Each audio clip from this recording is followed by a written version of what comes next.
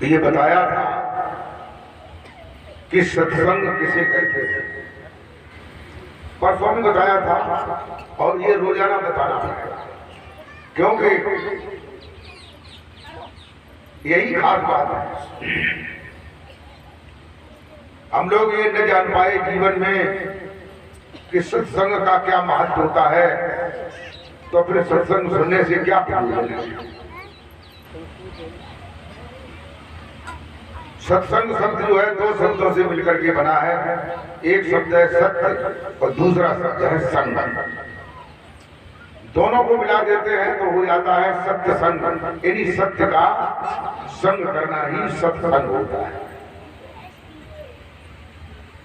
अब हृदय में एक बात आती है कि सत्य क्या है जिसका हम संग करें। तो देखिए, जो परमात्मा है, जो परमेश्वर है, जो परम पिता है, जो सर्वेश्वर है, सर्वनियंता है, सबका कारण है, सर्वव्यापी है, सर्वभौम है, हर जगह है, कोई जगह ऐसी नहीं है जहां वह है नहीं, वही सत्य है और उसका नाम सत्य है। उसका नाम जो है, कल मैंने बताया था, किसी भाषा में नहीं है। वह नाम स्वतः तुम्हारे अंदर में, शरीर के अंदर रमण कर रहा है। और वह नाम जो है, संसार में जब सच्चे सद्गुरु मिलते हैं तभी उस नाम की जानकारी है। अन्यथा जो है जीवन धीरे धीरे धीरे धीरे ऐसे ही बीतता चला जाता है। अगर सत्य को नहीं जानोगे तो 84 लाख योनियों में जाना पड़ेगा। 84 लाख योनियों में गधा, घोड़ा, खच्चर, हाथी, भैंस, गाय, तेंदुआ, शेर, चीता, बिच्छू, कांतर, सर्प, कीट, पतंग, तमाम 84 लाख तरह के जीव है। ये जो है काल निर्मित साहब की जेल है। जेल, इसी जेल में डाल दिया जाता है। फिर दिखाओ लकड़ का, कितनी लकड़ है जेल में डाल दो, फिर लकड़ दिखाओ।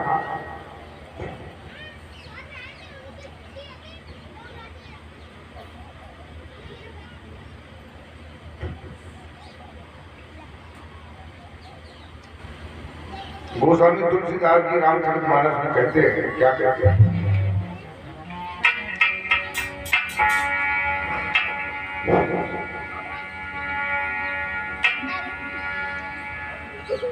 कि सात गुरु संसार में और सेवक सब संसार।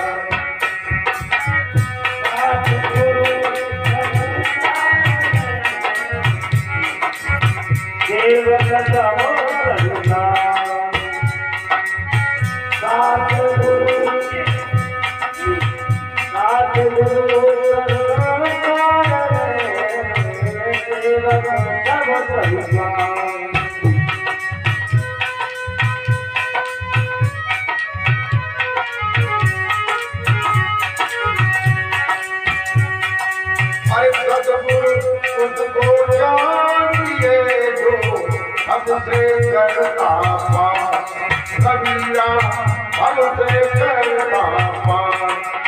सद्गुरु मुझको जानिए, फल से करता पार।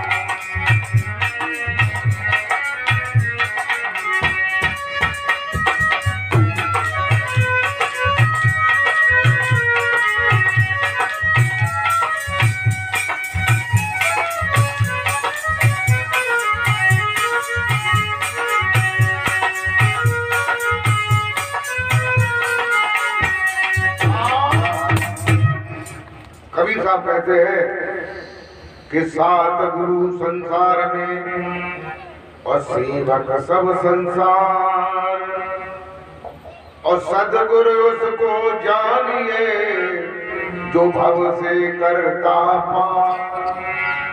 कहते हैं संसार में 7 गुरु प्रमुख बताए जाते हैं। वैसे तो गुरु बहुत से हैं,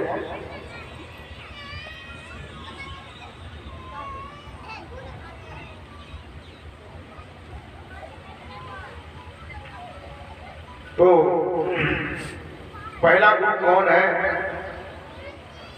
पहला गुरु है पिता। ये जो 3.5 हाथ का शरीर है, जब ये बिंदु रूप में था तब पिता के अंगों में रमण कर रहा था। इसलिए पहला गुरु कौन है? पिता। वही बिंदु मां के गुप्त अंगों में रखा गया, इसलिए दूसरा गुरु कौन है? माता। मां जो है वो दूसरा गुरु। वो बिंदु जो है मां के रग से मिलकर के 7 दिन में पेड़ कितना बड़ा हो जाता है, 1 महीने में मोर के अंडे कितना बड़ा हो जाता है, 3 महीने में अंग उभर आते हैं, आंखें, नाक, कान, हाथ, पैर ये सब मालूम होने लगते हैं। 5 महीने में पूर्ण विकास हो जाता है और श्वास की गति जो है चलने लगती है। 7 महीने में और जो बाकी का विकास रह जाता है वो पूरा हो जाता है। 9 महीने में प्रसव की गाय धक्का मार देती है, जिससे बच्चा जो है गर्भ से बाहर आ जाता है। तो बाहर बच्चा आ जाता है तो उसकी देखरेख दाई करती है, दाई। तो दाई जो है वो तीसरा गुरु है। और वहां जो है जब बच्चा जन्मता है, बच्चे बहुत चला गया। प्रेमी भक्तों, आप लोगों ने देखा होगा, ये कोई भागवत की बात नहीं है। भागवत में लिखी होगी तो भागवत हमारी निया है ना, या वेद में लिखी होगी, वेद हमारे निया है ना। बाल बच्चा पैदा हो तभी ना कह भैया हाँ हो करो, मुंह निकाल दिया है जो करो। फिर देखा होगा कि माताएं बहनें जो है तबा बजाती हैं, थाली बजाती नहीं। तो जो बता क्यों बजाती, उन्हें जब पूछी जाए कि बताओ तुम तो थाली क्यों बजाते हो, तो बेजगा दिया हमें साफ ऐसे ही बजाती, हमें बड़ी अम्मा बजाती हम लोगों को बजाते। देखिए तुम्हारे शरीर के अंदर एक मंदिर है जिसमें भगवान विराजमान रहते हमेशा।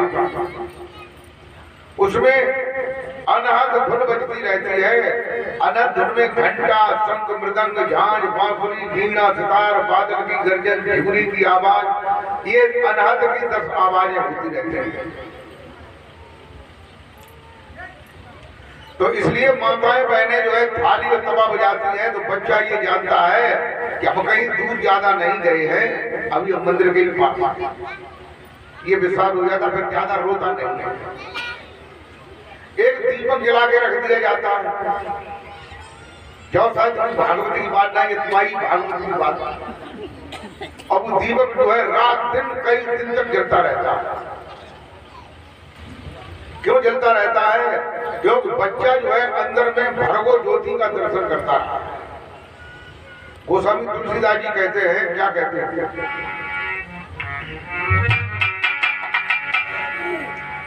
कि परम प्रकाश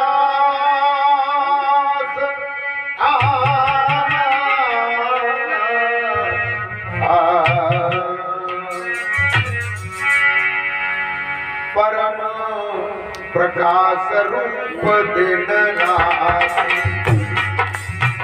परम प्रकाश रूप दिन राति, परम प्रकाश रूप दिन राति।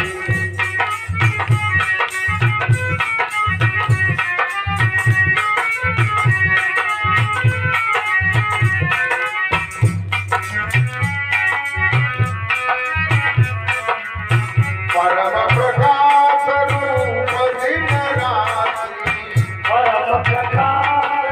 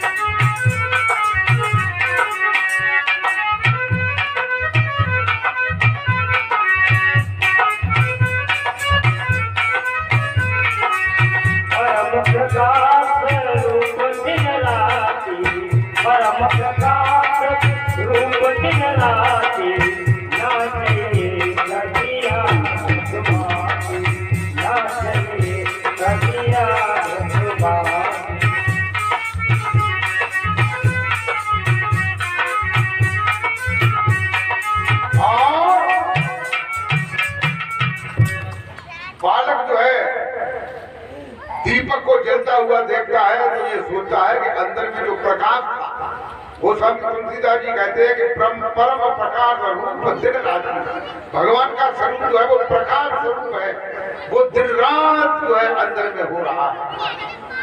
ना चाहिए तांतिया घृत बाती, न वहां पर जो है दीपक की और घृत की और बत्ती की कोई आवश्यकता नहीं, बिना दिया घृत बाती के ही वहां प्रकाश हो रहा है। बोलिए सदगुरुदेव भगवान की जय। लेकिन जब जो है जीव जब बाहर आ जाता है शरीर लेकर के, तब उस चीज का ज्ञान जो है सदगुरुदेव भगवान कराते हैं, तब ज्ञान आता है। और कहते हैं, क्या कहते हैं, नानक जी कहते हैं कि ऐसा चांदा ऊद में अरे सूरज चढ़े हजार, ऐसा चांदा ऊद में सूरज चढ़े हजार, ऐसा चांदा ऊद में सूरज चढ़े हजार।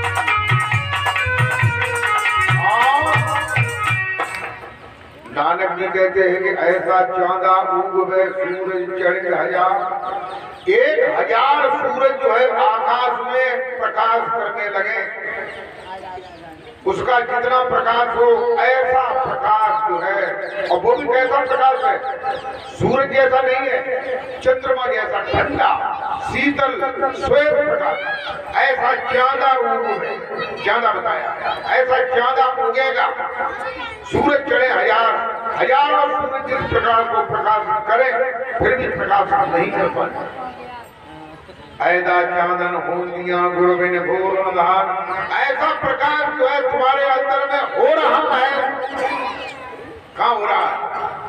तुम्हारे अंदर में। कहाँ हो रहा है? तुम्हारे अंदर में हो रहा है, तुम्हारे अंदर के मन मंदिर में हो रहा है। कहते हैं मन मंदिर तन भेद कलंदर घटे ही तीरथ नामा, और एक शब्द जो प्राण बसत सो गौर जन्म नहीं,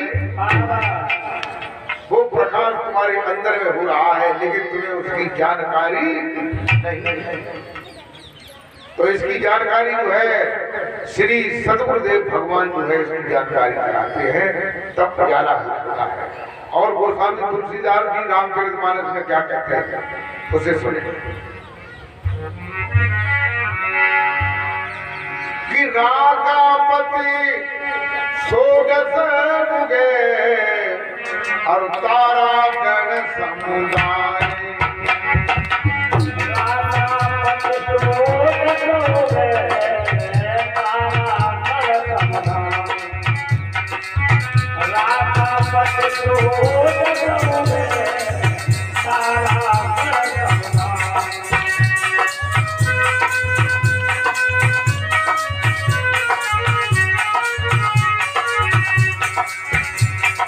और रागापति सोगस उगे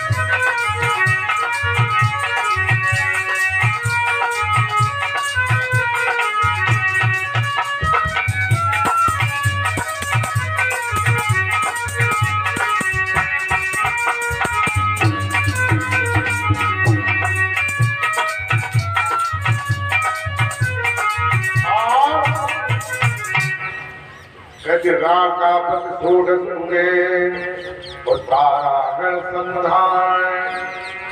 राग का पद माने जो रात्रि का स्वामी चंद्रमा है वो 16 कला से पूर्णमासी के दिन उदय हो जाए। तारागण समुदाय और जितने भी तारागण हैं वे सभी प्रकाश करने लगे। सकल ग्रह दिवलाइए और जितने भी ग्रह उपग्रह हैं वे सभी जो है दीपक की तरह प्रज्वलित हो जाए, प्रकाश करने लगे। लेकिन रवि बिन न जाओ, जब तक सूरज नहीं निकलेगा तब तक जो है रात्रि का अंधकार नहीं। तो ऐसा उजाला तुम्हारे अंदर में हो रहा है। तुम्हारी अगर आंख खुल जाए तो ये उजाला देखने को मिलेगा।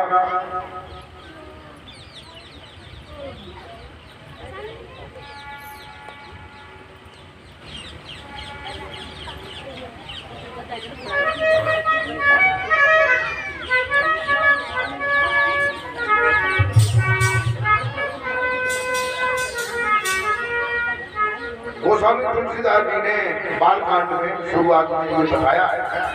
क्या बताया है?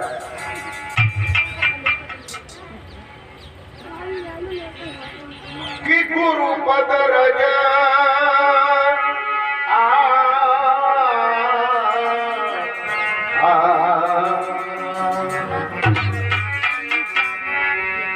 गुरु पद रज मृदु मंजुल अंजन।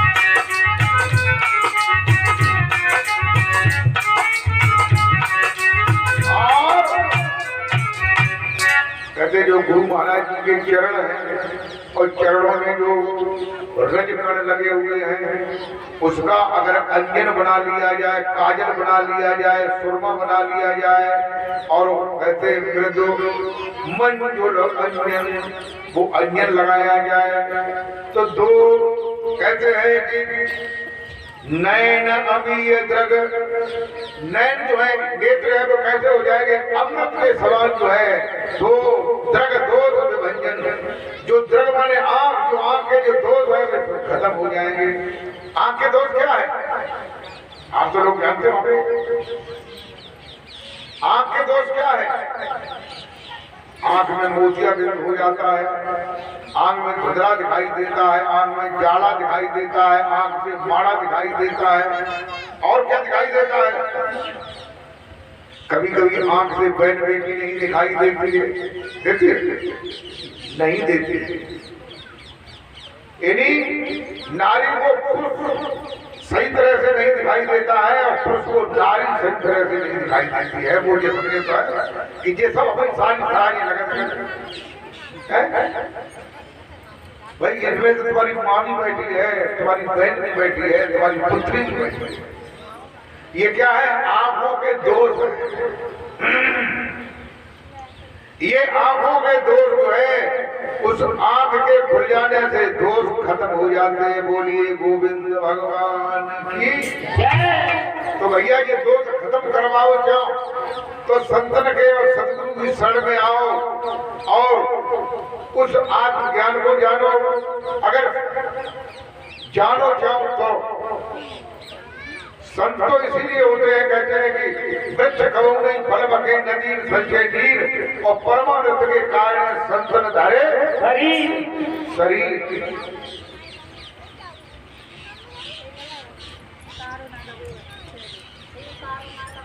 तो जब बच्चा जो है वहीं पर आ जाइए, जब बच्चा जो है बाहर आता है, संसार को देखता है, जैसे दीपक दिखाया जाता है, सवा थाली की आवाज दिखाई देती है। प्रेम तो दाई जो है नार छेदन करती है, इसलिए दाई जो है तीसरा गुरु होता है। दाई कौन सा गुरु होता है? तीसरे नंबर का दाई होता है। जीव टेढ़ी होती है, दाई उंगलियां डाल के जीव सीधी करते हैं, खटान निकालते हैं, कोई बाल बच्चा चिल्ला रहा। प्रेम कर दो। फिर जो है घर वाले लोग जो है पुरोहित के पास जाते हैं, पुरोहित पूछता है बच्चा दिन में पैदा भाव गिरा हिसाब दिन में कै बजे भाव, ये इतने बजे हुआ। तो उसकी घड़ी मुहूर्त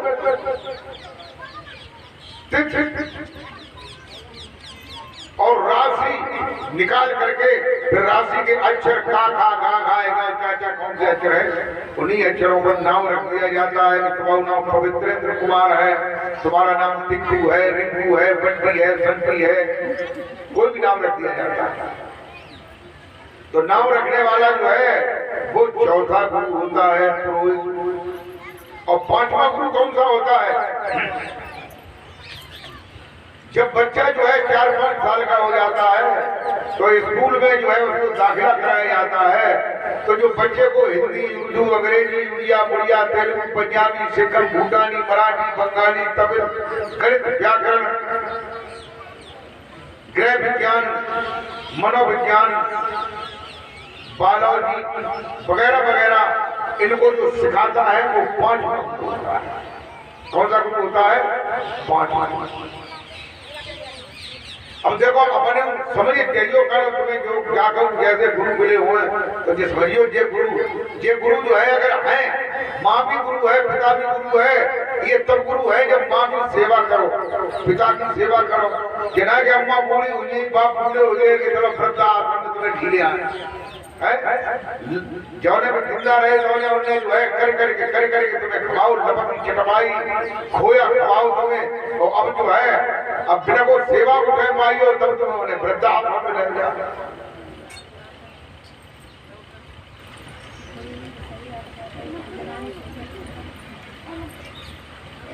आगरा में जो ताजमहल है वहां एक हमारा भक्त था, उसका नाम क्या था? उसका नाम था दिनेश गोला दरोगा। दरोगा थे दरोगा जी, उनकी ड्यूटी थी कानून आगरा ताजमहल। तो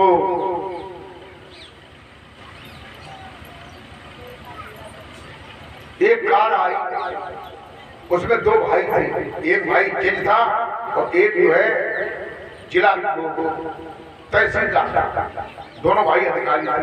उनकी बहुएं थी दोनों, नाती भी थे और उनकी अम्मा थी। उनकी बहू ने लड़कर के कही देखो अम्मा जो है अपनी चलाती और ये हम चलने नहीं देंगे। जब पढ़ी लिखी जब कोई औरत है तो वह पढ़ी लिखी है तो वह अम्मा की सेवा ही करी हो जाएगी। उनसे अम्मा जगह बुढ़िया बैठी बैठी बातें करती रहती, चाय बना करके ला गई। तो नहीं बहू अब क्या ज्ञान बनाए, हमारे जमाने में तो घी लोग खा नहीं, कुछ नहीं, क्या सीख बनाना।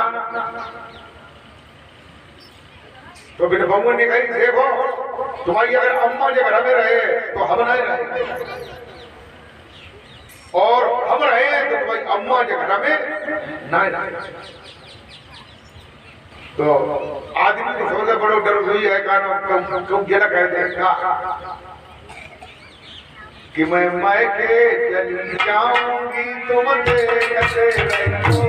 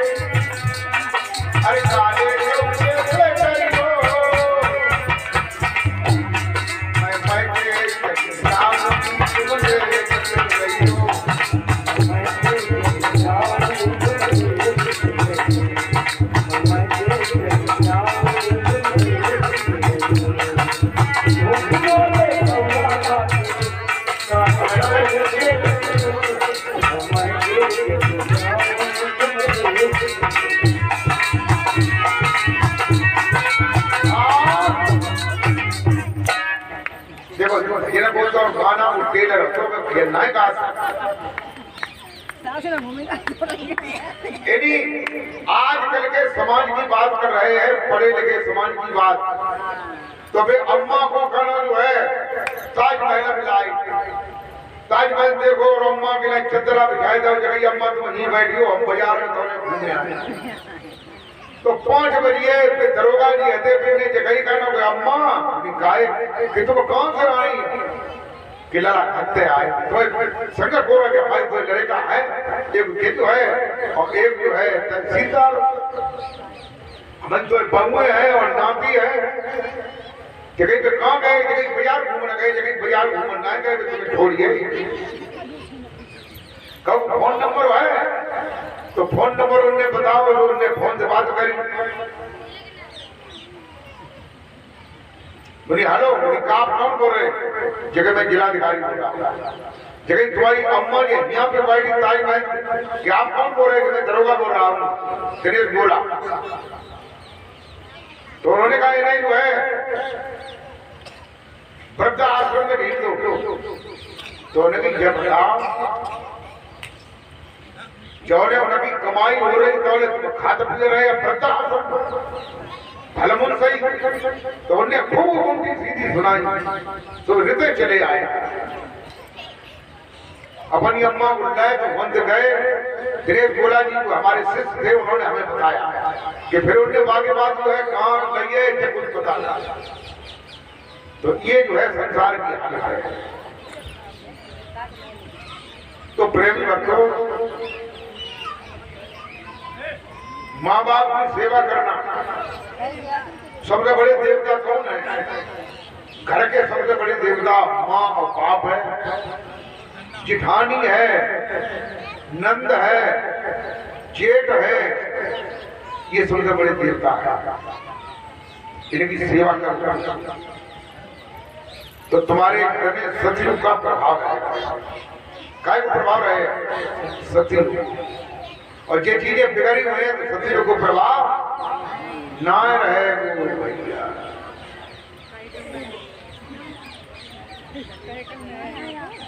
जाको ससुर जो है बहू को बात बात में गाली दे और जाकी बहू जो है ससुर को बात बात में गाली दे तो बाबू तो नरक स्वर्ग ना है, कहा है नरक। देखिए 5वां गुरु कौन होता है? जो हिंदी, उर्दू, अंग्रेजी, उड़िया, गुड़िया, पंजाबी, सिक्कम, भूटानी, मराठी, बंगाली, तमिल तरह तरह की भाषाएं सिखाता है, वो 5वां गुरु। 6वां गुरु कौन सा होता है? 6वां गुरु वह होता है जब आदमी के अंदर कुछ समझदारी होती है तो संतों के पास बैठता है तो पहले क्लास वाले संत मिल जाते हैं तो वो मंत्र बता देते हैं, ओम नमो भगवते वासुदेवाय, ओम नमो नारायणम, ओम नमो शिवाय। या पहुंचना कोई कहते तो ओम ह्रीं श्रीं क्लीं ऐं रंग सोम सतनाम आदनाम सिंधुनाम पतलीनाम अल्लाह नाम खुदा नाम। किसी प्रकार के पहुंचना या साधना है ह्रीयम नाम श्रीयम नाम क्लीयम नाम या गायत्री मंत्र दे देता है। जो जपने वाले को नाम बता देते हैं, मंत्र बता देते हैं, वो 6वां गुरु होता है। लेकिन कवि साहब कहते हैं 7 गुरु संसार में सेवक सब संसार और सतगुरु उसको जानिए जो भव से करता, जो भव सागर से पार करने का रास्ता बताता है वही सतगुरु। तो सतगुरु क्या बताता है?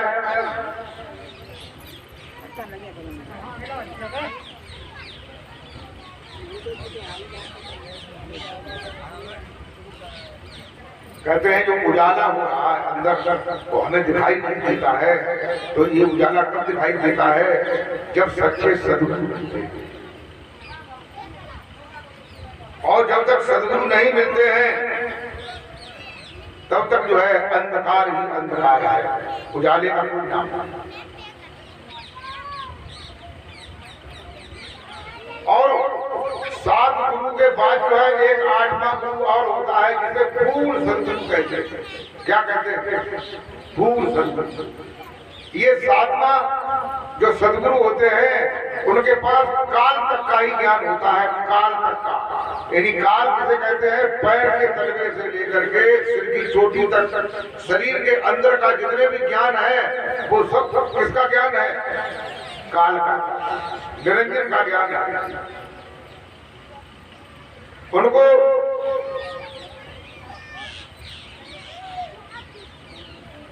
सदगति प्राप्त होती है, फिर वो सदगति का प्रभाव खत्म हो जाता है, तब उन्हें फिर सुधारता है। और 8वां गुरु है तो वो कौन सा ज्ञान बताता है? कहते हैं कि पूरा साहेब से ये जो सब विद पूरा हो, पूरा साहेब से ये सब विद पूरा हो, पूरा साहेब से ये सब विद पूरा हो।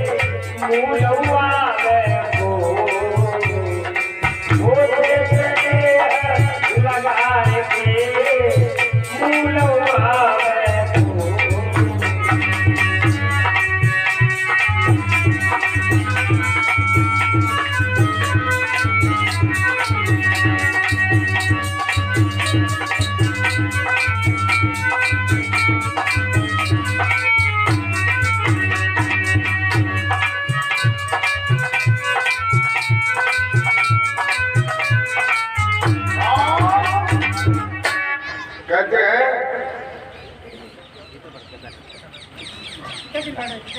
पूरा साहेब चाहिए, पूरे सदगुरु की शरण में जाओ जो तुम्हें मोक्ष और मुक्ति का रास्ता है। अन्यथा लौट करके बार बार 84 लाख योनियों में आना पड़ेगा और 84 लाख योनियों में आकर के जो है गधा, खच्चर, सुअर, कीट, पतंग ये बनना पड़ेगा। इसलिए जो है सच्चे सदगुरु को खोजो, पूरे सदगुरु को खोजो। कहते हैं कि कनभोग का गुरु आद का बेहद का गुरु और कनभोग का गुरु आद का बेहद का गुरु और कनभोग का गुरु आद का बेहद का गुरु और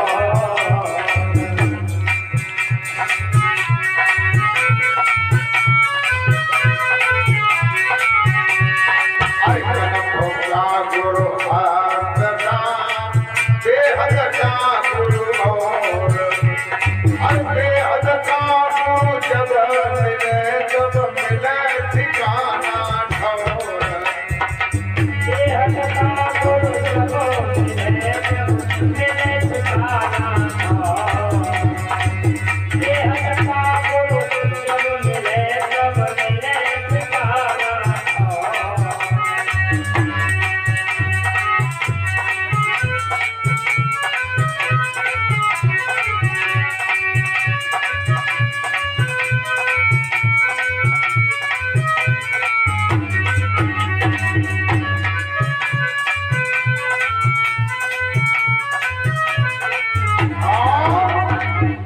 कबीर साहब कहते हैं कि कनभोग का गुरु हद का, जो शिक्षा कान के द्वारा ली जाती है, कान के द्वारा दी जाती है, वो कनभोग का गुरु सिखाती है।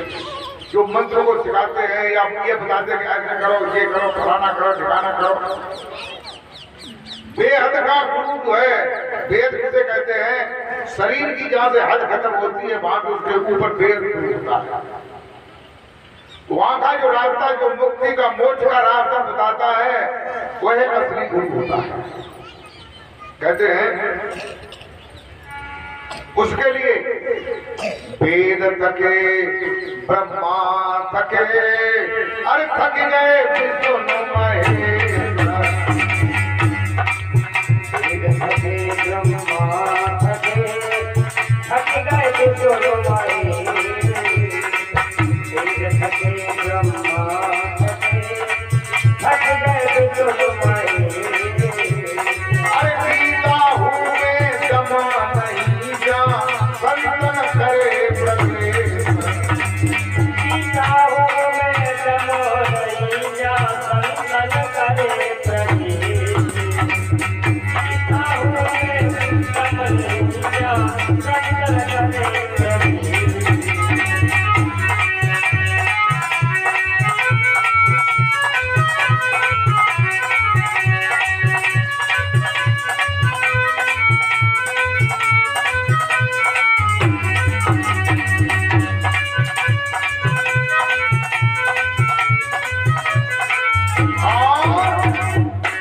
कहते हैं जो बेहद का जब गुरु मिलता है तभी मोक्ष और मुक्ति का रास्ता मिलता है। उसके पहले जो है नीचे की जो मुक्तियां हैं वे प्राप्त होती हैं, मोक्ष प्राप्त होता है। कहते हैं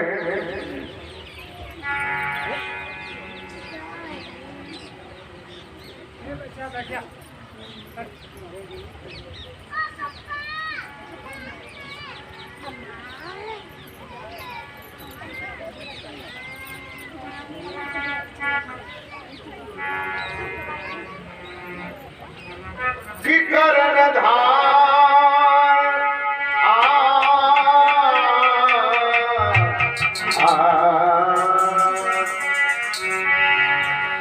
करणधार सदगुर दृढ़ करणधार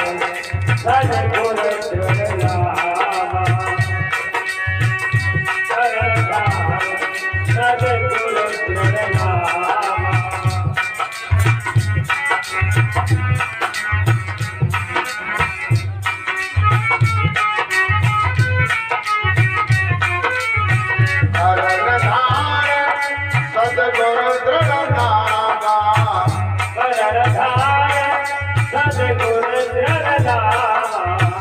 करणधार सदगुर दृढ़ नाम।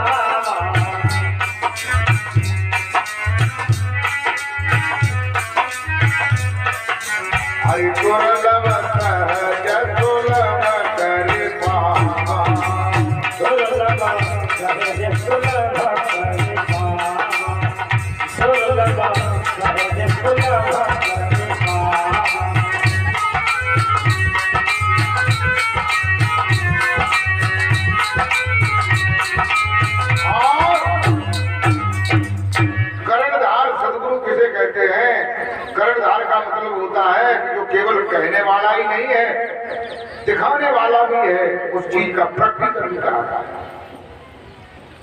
ऐसे सदगुरु मिल जाए तो दृढ़ता के साथ उनके शरण में कौन जाना चाहिए।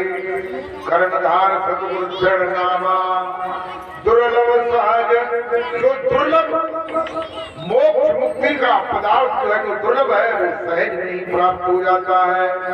बोलिए सदगुरुदेव भगवान की जय। और कहते हैं गोस्वामी तुलसीदास जी रामचरितमानस में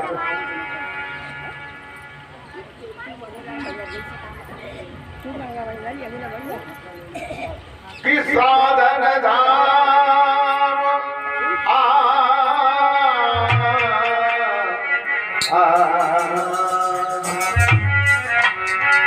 साधन धाम मोक्ष कर द्वारा,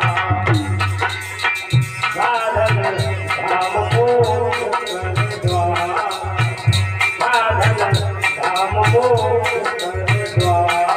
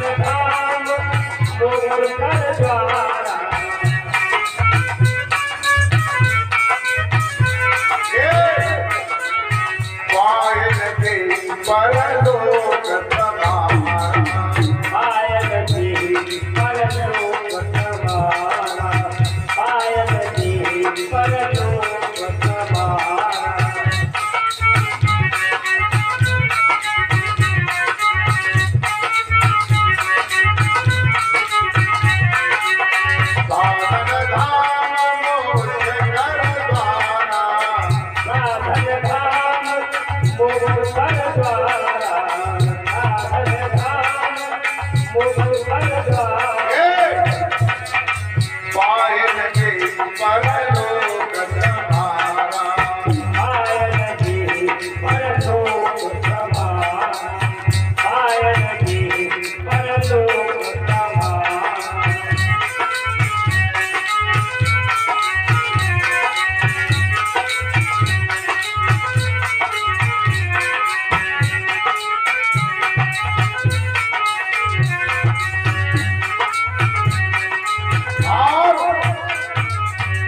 गोस्वामी तुलसीदास जी कहते हैं कि ये जो शरीर है 3.5 हाथ का, ये क्या है?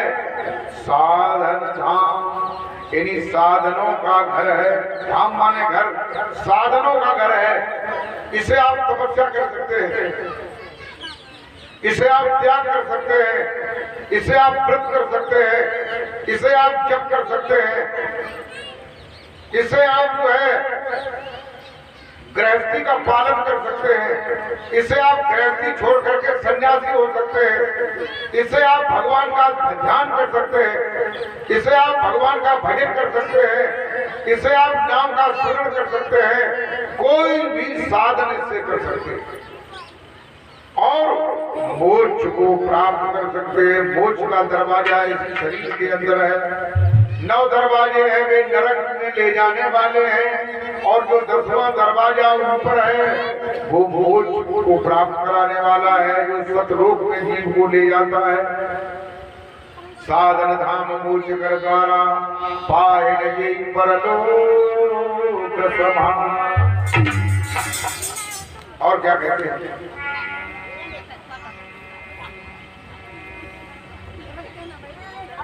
कि बड़े भागे मानुष तन पावा, बड़े भाग्य मानुष तन पावा, बड़े भाग्य मानुष तन पावा।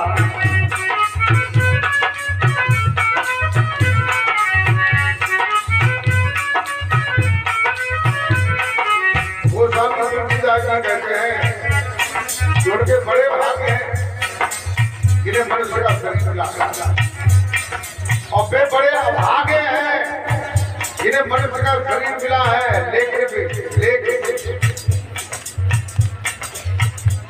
अरे महुआ हो या चूड़ी, हर महीना बहुत ये रहा नहीं जाए, और पीने वाले खूब पियो जाए।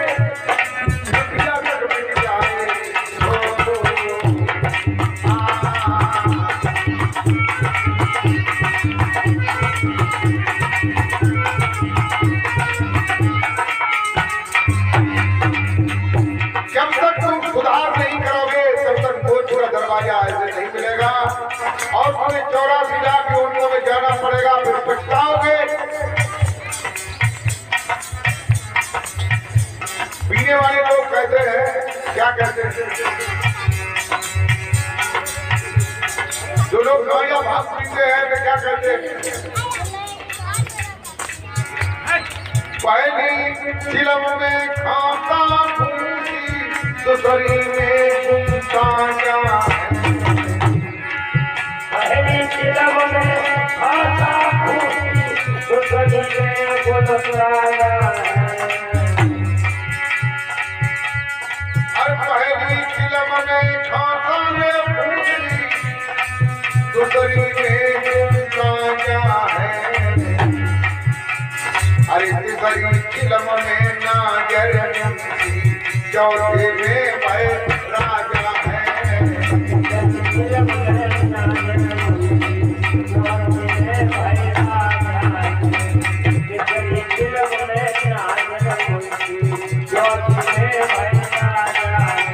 अरे पचई चिलम में लाएगा तू सीधो सुरग में, पचई चिलम में लाएगा तू सीधो सुरग में।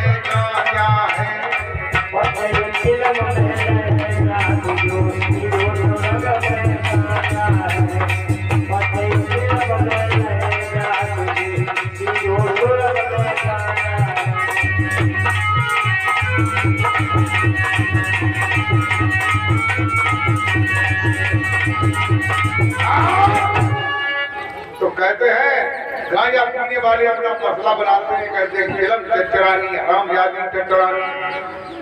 चिलम चमेली फूंक दे दुश्मन की हवेली, लेकिन हवेली की लगी फूंक अपन की हवेली। अरे भांग चाहे लड्डू पेड़ा गांजा चाहे घी, भांग चाहे लड्डू पेड़ा गांजा चाहे घी, भांग चाहे लड्डू पेड़ा गांजा चाहे घी। अरे शराब चाहे लात मनैया कभी प्यार होती, शराब चाहे लात मनैया कभी प्यार होती, शराब चाहे लात मनैया कभी प्यार होती।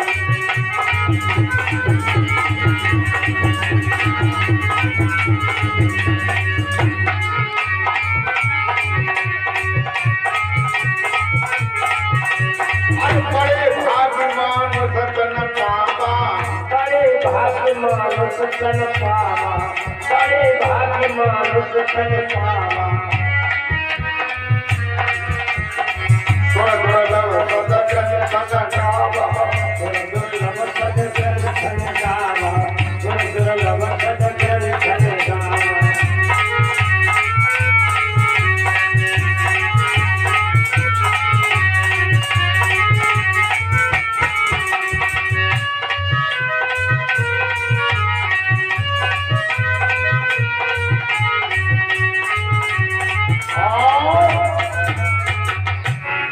कहते हैं गोस्वामी तुलसीदास जी ने ये कहा है कि बड़े भाग्य मानुष तन पावा। बड़े भाग्य हैं जिन्होंने मनुष्य का शरीर पाया है, उनके लिए कहा गया है जो भगवान की भक्ति करते हैं, परोपकार करते हैं, संतों की सेवा करते हैं, सज्जनों का आदर करते हैं, उनके लिए ये बताया। जो लोग मौत खाते हैं, शराब पीते हैं, गांजा पीते हैं, उनके लिए भी बताया। अरे भैया कहीं देखा थी मूल तो हाल ने कहा था। अच्छा उन्होंने के लिए बताओ। अच्छा चलो समझने के लिए बताओ, लेकिन अच्छी रास्ता चले पहुंचे महीने खराब रास्ता वाले नीचे ही रह जाएंगे। सुर दुर्लभ सदग्रंथन गावा, कहते हैं कि जो देवताओं के लिए भी मनुष्य शरीर दुर्लभ है। अरे मनुष्य को शरीर दुर्लभ न हो तो तुलसीदास जी मनुष्य को शरीर न बताए के करे सारी चीजें बताते, क्या बताते? अरे बड़े भागी गदा हाथन पावा, बड़े भाग्य गदहा तन पावा, बड़े भाग्य गदहा तन पावा। गदा बहुत मजबूत है, जानवर होता है। बड़े भागी गदा हाथन पावा, बड़े भाग्य गदहा तन पावा। लागी लाज लाज ले आवा, लागी लाज लाज ले जा, और भजन पे के ढोबावा, और भजन पे के ढोबावा, और भजन पे के ढोबावा।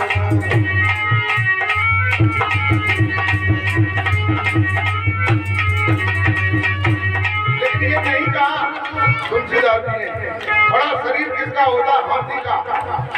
भाई आदमी तो बड़ा होता है, आदमी को श्रेष्ठ क्यों बताया? वो हाथी को बताते तो क्या कहते? बड़े भाग्य हाथी तन पावा, बड़े भाग्य हाथी तन पावा, बड़े भाग्य हाथी तन पावा। मोटे सकल जमावा, मोटी मोटी सकल जमावा, मोटी मोटी सकल जमावा।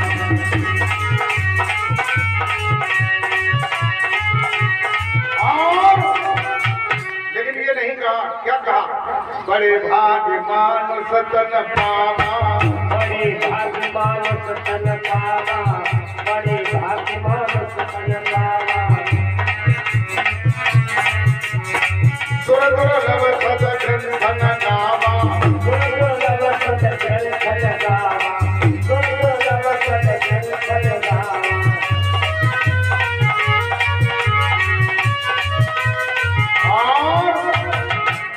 बड़े भाग्य है जो मनुष्य का शरीर इन्होंने प्राप्त किया है। देखो भैया, हमने अपोट माध्यम कह रही है टीवी मान लगे है, तो उनसे हम क्षमा मांगते हैं कि नाराज न भैया उनके गांव में आए ना आगे लेकिन क्या है कि चीज है तो खराब है, थोड़ा थोड़ी देर तो बढ़िया बात, तो हम ना ही कहो करें आगे आपके दिन टाइम में तो ना ही